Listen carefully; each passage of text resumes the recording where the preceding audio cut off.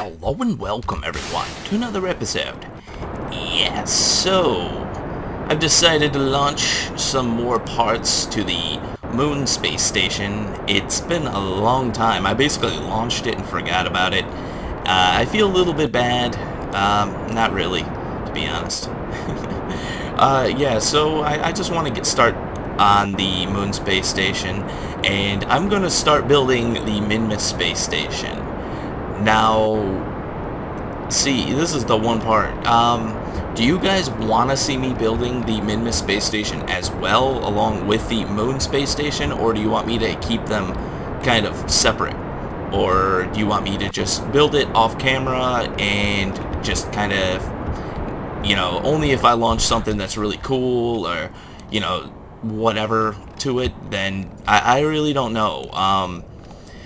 Because I want to really populate. Like, a lot of people have been asking me, and I just got a message about an hour ago, basically asking me when I'm going to start going interplanetary and really focusing on that. Well, see, here's the problem, sort of. I want to start building interplanetary, or at least, I want to start with, like, maybe Duna or another planet, basically. Time to get going here. Yeah, speed up. There we go. Now, I want to start on Duna or some other place pretty soon, and I'm not really 100% certain on what kind of ship I need to build, because basically I want to build something that's reusable. I want something I'll be able to take to Duna and then bring it back and, pretty much not have to worry about, okay, well, if I have a part this big, then I'm going to have to overcompensate or undercompensate or whatever kind of compensations I have to make. I don't want to have to really worry about that kind of stuff. And the main problem that lies is when you're launching interplanetary and doing all that kind of stuff, you really need to know a lot about what you're launching, and basically, you don't want to... the way I see it is you don't want to really launch something that might end up making it there, but it won't make it back, or, something along those lines. And basically what I'm thinking about building is basically going to be the Kerbal tanker times... It's just basically going to be the Kerbal tanker. And basically with the same amount of engines on it, and I'm going to have to create some kind of a scaffolding on my launches that will attach to the front and will be unbelievably stable. Like, just, the payload itself will have no way of rocking around or moving or doing anything along those lines. I want it to be just absolutely perfect. So that's the part that I'm really been, thinking about. And what I'm probably going to do is basically rehash the Kerbal tanker, relaunch it, almost the same exact design, and basically fix up the front of it and put the large docking ports. It's basically going to be a series of docking ports all the way down, and I'm thinking about also putting on ion engines on it. That's one of the major things. So what I would do is basically just have a huge fuel tank with 12 engines on that thing? Yeah, 12 engines and probably another 12 ion engines as well. And I would also have to figure out a way of producing a lot of power for those engines as well. So once again, it's a really big project, and it's these really big projects I like doing, but at the same time, it's really taxing. That's all I can say. It really does kind of hit home when you're building this stuff, and sometimes it doesn't work the way you want it. So let's just get this thing to the moon, and I got some other stuff to talk about right now. And I'm probably going to be mentioning this in a couple videos, just so everyone knows about it, and everyone's 100% certain, and, all that other good stuff.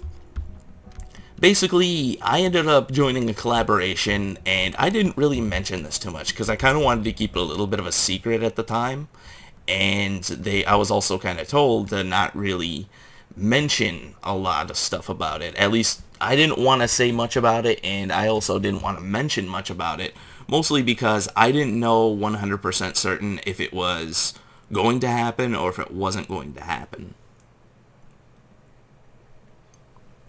But I ended up just getting a message today from Naughty Games, and basically he told me that, it's going to be my turn at bat here in a little bit, and, I'm going to have to launch a piece to the station and all that other good stuff, and I'm pretty excited about it. I haven't really collaborated with anything as far as with anybody in this game, so I really think it's really awesome just to have the ability to pass around a save file and really start building some stuff. A few people have mentioned before, and it's not that I forget about these things, and it's just to keep up with certain things, I really just sometimes at some points I just don't keep up with things sometimes, and that's my main fault for not keeping up,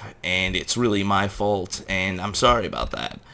The one of the things that people were talking about, and I'm probably going to start putting a link somewhere in my video, someplace, basically for if you want to submit a craft to me.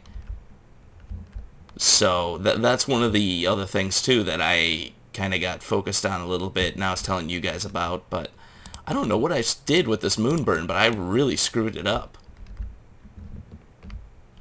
Did I? I'm like really confused right now. So anyways, let's see. What will this do? That's just going to waste a lot of fuel. You know what? Whatever. Just keep burning. There we go.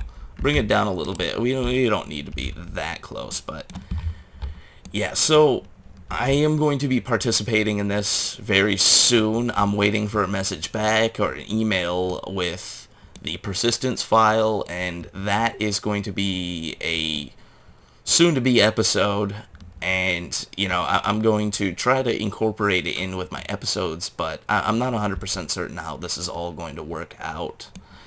Now let's get the moon lag, because I always get the moon lag, like right before I encounter the moon. There's just some kind of strange lag I get, and that satellite network is looking pretty sexy. There we go. See, there's the lag. I can't do anything. Oh, there we go. It's back now. It's good. So there's the Mun Space Station. I'll set this as target. Now, yeah. So it's been a little bit of, I've been having a little bit of fun. Wow, that looks awesome from here. You can actually really see where Min-Miss is. That's funny. I've been having a little bit of fun with the game. I've been trying to do this transport system, and I'm probably gonna do another interplanetary launch.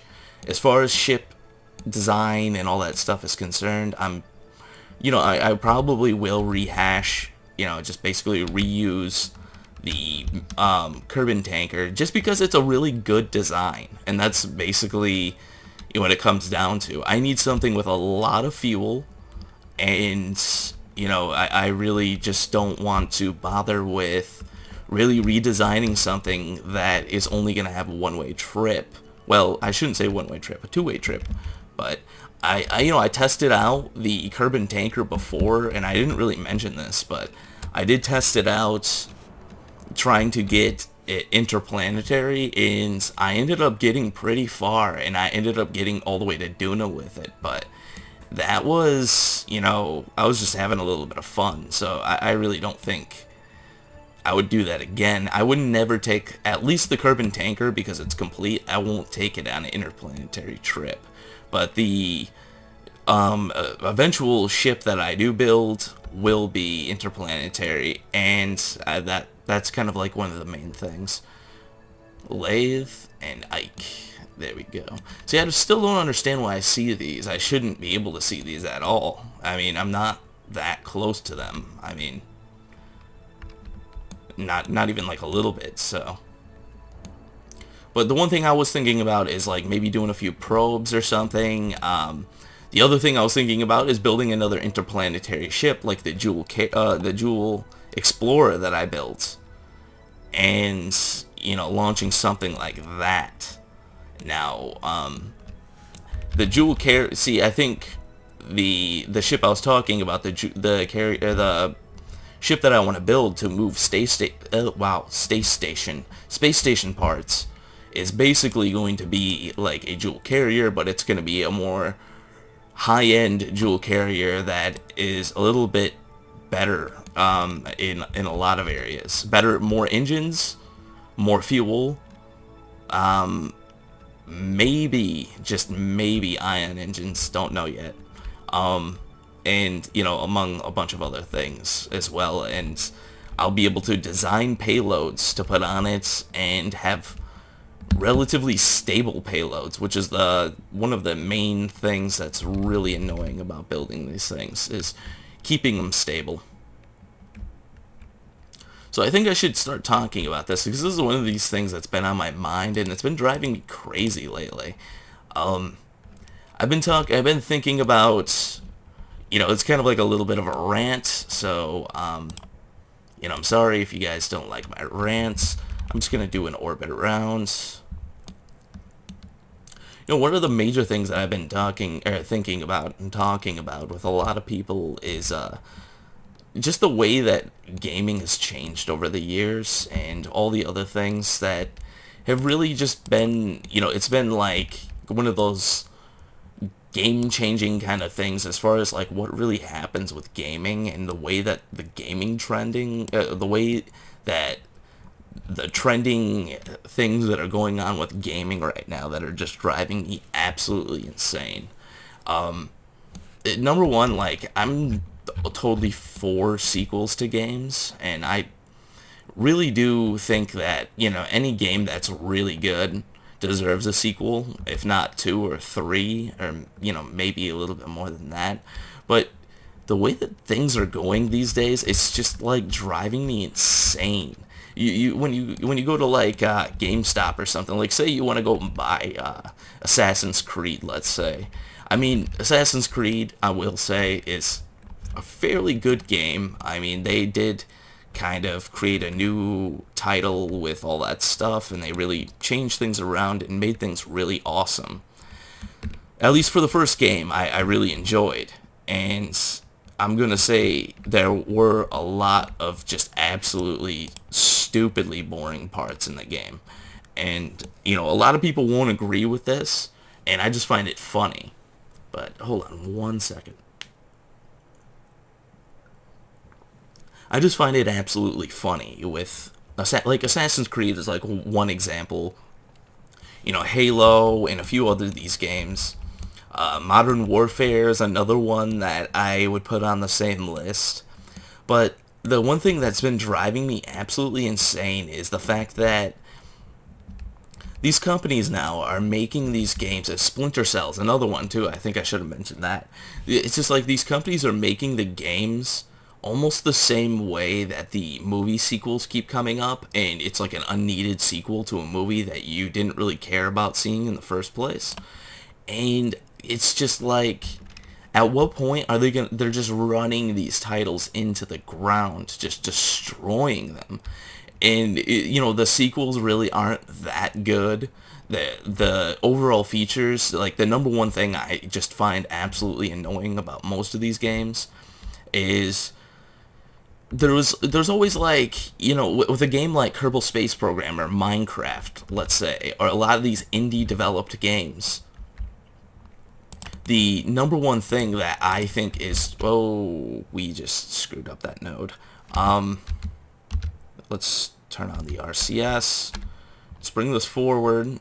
No, the number one thing that is just really annoying is, like, okay, with Minecraft or this game or a lot of these indie developed games that I've played, which, I mean, I generally am not, like, a huge fan of indie games. I don't promote a game not unless if it's just good. That's just the way it is. And the trending thing that's been going on is a lot of indie games are just amazingly awesome. And this is where I really think it lies as far as what's the difference between EA and a company like Squad. It's the fact that if there's a bug in the game, or if there's something wrong with the game itself, or say there's some part in the game that you would really enjoy seeing in the game, but it's just hasn't been put in yet. Even these smaller people, as long as there's enough of a demand for it and everyone else kind of agrees with you on the same level, whatever it is that you want will generally get added into the game, which is like absolutely amazing, because in a way, even though you're like a small fry, if you want to call it that, you have in some way, in some control, an ability to modify a game just by having a crowd also state the same exact things. So, I mean, to me, I find that absolutely amazing. Now, when you listen to and you see games like Assassin's Creed, and you see all these other ones, you know, whatever it is, like The Sims, or, you know, any of these games made by huge major publishers, one of the most annoying things about the games, and I think everyone can kind of agree with this on some level, is the fact that they are so disconnected from their community. They're so disconnected from every like asset and faucet that has anything to do with the game, that they really don't understand it. Like, a lot of these games that survive on for years and years, and they still get sales like crazy, are games like Half-Life 2 and the original Half-Life. And you know, you look at games like Counter-Strike Source. I'm surprised that these game developers don't just do these kinds of things. You look at games like Counter-Strike Source, or even Counter-Strike 1.6, and you think they would look at something like that and go, okay, so we just made this game, and this game isn't exactly the best, but how come they're playing this game so much after all these years, and it's not even, you know, it doesn't have this high-end HD graphics, or, you know, whatever, and it doesn't have like all this really just snazzy nice stuff. And it's like, you think they would personally just question themselves and say, well, what is it about this game that people like so much, and try to recreate it. I mean, I'm not going to say that any developer should just copy and say, okay, well, we should just make a game that looks exactly like this game, you know. And that's the other part that I'm getting to, is you have games that are like Call of Duty Modern Warfare. Okay, please, really tell me the difference, the absolute difference in overall gameplay or quality between Black Ops and Black Ops 2. Please, is there anything that just makes the game that much better, other than like if it's the same engine and if it's the same basic everything, then there really isn't, like, you know, to me there really isn't any necessity for it. Like, it's just completely worthless. There's no point in having it. And I'm sure somebody out there's gonna be like, well, they added this, and they added this, and they did this to it, and they did this, and they did this, and you know what? That's fine, okay? They changed a few things. But if you look at it, it's the same. The guns are retextured. It's basically the exact same game as the one that came out before it. The graphics quality, really, I didn't see any difference, to be honest. It really didn't look any different to me. You know, I didn't buy it personally. I played a lot of it because mostly my friends will, you know, I go over to my friend's house and they're all like playing basically, so I get kind of sucked into playing. So you know, to me, I didn't see any real difference in graphics quality. I didn't really see any difference in gameplay. It's basically the exact same game remade, just with a few different textures, a few different skins, and you know, a little bit of just changed guns, just stupid stuff that really doesn't matter. And when you're talking about something like that, why are you paying $60 for something like that? And that's what it gets me to the main point of this, is like, why would you pay $60 for a rehashed game? Basically, the only difference is a few different skins and that's about it. You know, a few different skins for stuff. The bullet physics and dynamics might be changed a little bit as far as, you know, the way that the gun shoots, how accurate the gun actually is, and stuff like that. Why would you pay something? It's like those people that go out and they buy every single year the new Madden game that comes out. And I have nothing against you if you like sports. I don't really care for sports myself at all in any kind of way.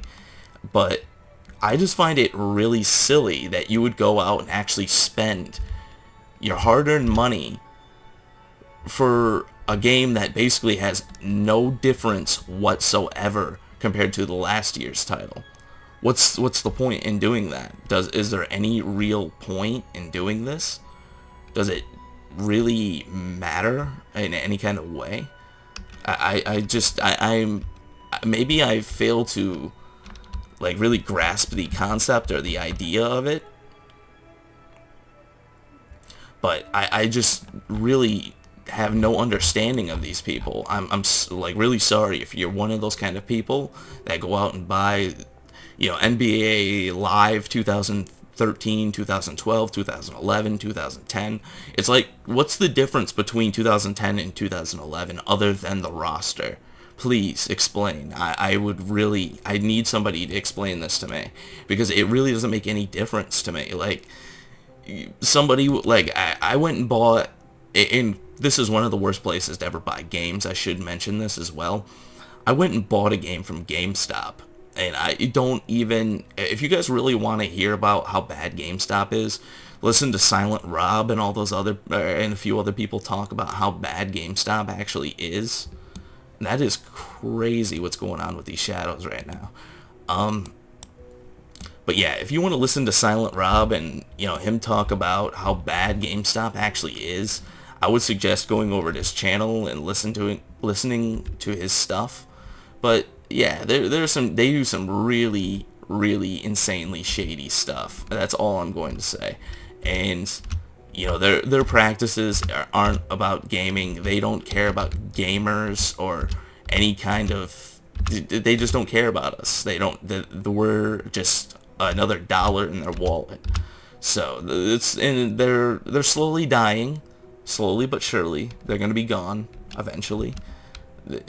Nobody, you know, GameStops will be like the Blockbuster, you know. It's like Blockbuster is another great one. Is they charge so much money to rent their videos, and there's so many alternate routes you can take now when it comes down to actually getting media, that it's almost to the point where it's like, why would you ever go to a Blockbuster? What purpose? The last time I went to a Blockbuster was when they were going out of business, and I bought up a bunch of their stuff because there's no point in not taking advantage of it. But you know, like I'm really sick of these rehashed titles, these rehashed games. There's really no difference between the sequel and the original game. You know, if you look at Assassin's Creed as well, the first game was good. It was revolutionary, I guess, if you want to call it, for its time, that you could do so much stuff in it. But other than once you got past the first, like, area of quests or whatever you want to call it, it was boring. The whole game was boring. I used to fall asleep while playing it just because it was that boring. You couldn't do anything else. Basically, what else you could do is, like, I mean, I can't even really remember now. I mean, once you finished the first area and you went on to the next one, it was basically the exact same thing over and over again. It was just, what's the point? After you've done it like 2 or 3 times, it's boring. It's not fun anymore. And there's only so many times you can go around killing people before it's just not even fun, once again. You know, it's like Grand Theft Auto. You know, Grand Theft Auto, amazing, a very, very amazing game. But, you know, after you go around and kill people for a certain amount of time, it's a little boring after a while. You know, you don't really want to do it that much. So, I mean, for me, I played Grand Theft Auto until, like, my fingers were bleeding. But I just lost all interest after a while. It's, there's only so much you can do with the game before you're like, okay, well, I've already done all of this, and I've already done all the quest line, if you want to call it that, or whatever. But it's just, Grand Theft Auto was an amazing game, though. That's the one thing I will say. It's Grand Theft Auto always changes as time goes on, and they always either add new stuff or take some stuff out, but it's always generally really good. So it's just, to me, I don't know. I'm really sick of this downloadable content crap. I really don't. All they're doing is nickeling and diming every single one of us, and pretending that we're some kind of fools and we'll just keep on buying this stupid stuff. And I just don't understand it. I don't understand how something that's obviously just a money-making gimmick, it's just a technique to squeeze a little bit more money out of a title. I don't understand how something like that can be so popular and people think it's absolutely revolutionary and that it's such a great thing. Now, I'm not I will admit it, I am a fan of them adding new stuff to games. I'm not going to say that it's a bad thing, but what I'm going to say is that there's only so many times you can do it. You look at games like SimCity, and it was absolutely repulsive. I mean, everyone knows my stance on SimCity already. So, I mean, I'm not going to just open up that can of worms, but it's just like, alright, you have a game that barely functions. It doesn't work. It's pretty much broken out of the box. Why are you making day one DLC for the game? Why is there day one DLC for the game even existing? What's the point? Are you just trying to pinch more money out of people because they think that they're just gonna go ahead and buy it? I personally think that every person that bought the game should get every bit of DLC. Every person that originally bought the game should get all the DLC for free, and I don't care on how much money they're gonna lose on it. I don't care. If you're gonna sell me a broken game that just flat out doesn't work, then I don't care about your company in any kind of way, because the way I see it, all you're doing is trying to pinch money out of everybody, which isn't a pretty good business tactic when it comes to gaming, because people will eventually catch on. People will stop buying your games.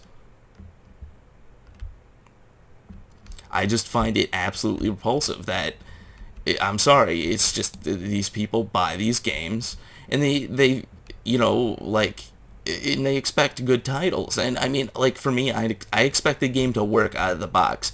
I grew up gaming in the 90s, the early 80s, or I mean not early 80s, but the late 80s, when I was really young, early 90s, when you'd go to the store and buy a game, no matter what game it was, that game had to work. It had to be complete. There was no, okay, well, we'll release the game the way it is right now, and then we'll maybe come out with some DLC a few hours or a few days later, because we forgot to basically make a good game. We forgot what making good games is all about. And, that game had to work out of the box. You try taking a game like Zelda, Ocarina of Time, and, basically releasing it half done, and then tell me, okay, well, we're going to release some DLC to fix the game because we forgot to put in everything. Okay, yeah, you can't do that with a Nintendo 64 cartridge. I'm sorry. It just doesn't happen. But, and then people think that these games are revolutionary. I just don't understand it. If the game's broken out of the box, what's the point? But I really dragged this on. I'm sorry, guys. I'll probably talk about this more if, I'm really not trying to cause any ruckus, but at the same time, these are just some of my thoughts and feelings on the matter. I'm going to be launching another one of these, and it will be attached to the other side. I'm not going to do it on camera, but yeah. So anyways, guys, thank you for watching. If you like what you see here, subscribe. There's always more to come, and yeah, I will see you next time.